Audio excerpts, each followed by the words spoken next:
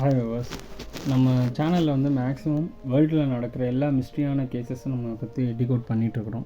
அந்தபடி இப்போ வந்து இந்த வீக் என்ன பண்ண போகிறோம் அப்படின்னா, அமெரிக்காவில் நடந்த 5 இன்சிடெண்ட்டை பற்றி தான் பேச போகிறோம். சால்வ்டு அண்ட் அன்சால்வ்டு கேஸ், இது எல்லாமே மிஸ்ஸிங் கேசஸ் தான்.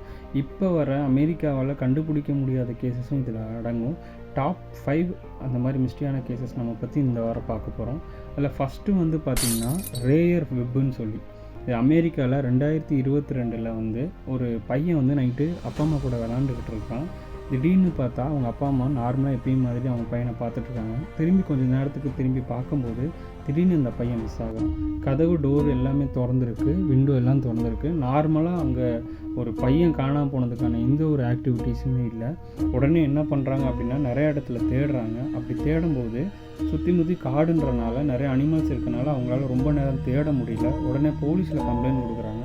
போலீஸ் இந்த கேஸை வந்து எப்பயும் மாதிரி நார்மலாக விசாரிக்க ஆரம்பிக்கிறாங்க. பட் சின்ன பையன்றனால சீக்கிரமாக ஏதாவது ஆயிரும்னு சொல்லி, பையனோட வயசு பார்த்திங்கன்னா ஒரு 3 வயசு தான் இருக்கும். அமெரிக்காவுக்கு மெண்டோனான்ற ஒரு இடத்துல தான் பையன் மிஸ் ஆகிறான். உடனே எல்லாம் தேடுறாங்க. ட்ரோனும் வந்து தேடுது. ட்ரோனு கிட்டத்தட்ட அங்கே சுற்றி இருக்கிற எல்லா இடத்துலையும் தேடுறாங்க.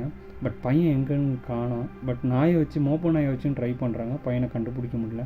உடனே என்ன பண்ணுறாங்க அப்படின்னா, ஹெலிகாப்டர் அப்புறம் வந்து பெரிய பெரிய இராணுவ இதெல்லாம் வச்சு அந்த லோக்கலில் இருக்கவங்க மூலமாக ட்ரை பண்ணுறாங்க. பட் எங்கேயுமே தேடி கிடைக்கல. பேரண்ட்ஸ் ரொம்ப பதட்டமும் இருந்திருக்காங்க. அவங்களுக்கு ஆறுதல் சொல்கிற விதமாக போலீஸும் நிறையா கண்டுபிடிச்சிடும் அப்படி இப்படின்னு சொல்லியிருக்காங்க. இதை பார்த்தீங்கன்னா கிட்டத்தட்ட ஒரு 2 நாள் ஆகுது. அவங்க வீட்டிலேருந்து கிட்டத்தட்ட ஒரு 7 கிலோமீட்டரில் ஒரு காட்டுக்குள்ளே யாருமே இல்லாத ஒரு குடிசையில் ஒருத்தவங்க இருக்காங்கன்னு சொல்லி அங்கே இருக்க லோக்கல் ஆளுங்க சொல்கிறாங்க. இவங்களும் தேடுதல் வேட்டையில் இருக்கும்போது உள்ளே போய் பார்க்கும்போது அந்த பையன் 3 நாளாக சாப்பிடாமல் அந்த குழந்தை 3 வயசு குழந்தை இருந்திருக்கு. இப்போ என்ன இதில் ஒரு மிஸ்ட்ரியான ஒரு விஷயம் அப்படின்னா, அந்த 3 வயசு பையன் 3 நாளாக சாப்பாடு தண்ணி எதுவும் இல்லாமல், ஒரு குழந்தை நம்ம வீட்டில் லைட்டாக கொஞ்ச நேரம் சாப்பாடு கொடுக்கலனாலும் பால் எதுவும் கொடுக்கலனாலும் எப்படி கத்தும். ஆனால் அவன் 3 வயசு இருக்கும்போது ஒரு சாப்பாடு கூட இல்லாமல் கொஞ்சம் தண்ணி கூட இல்லாமல் இருந்திருக்கான்.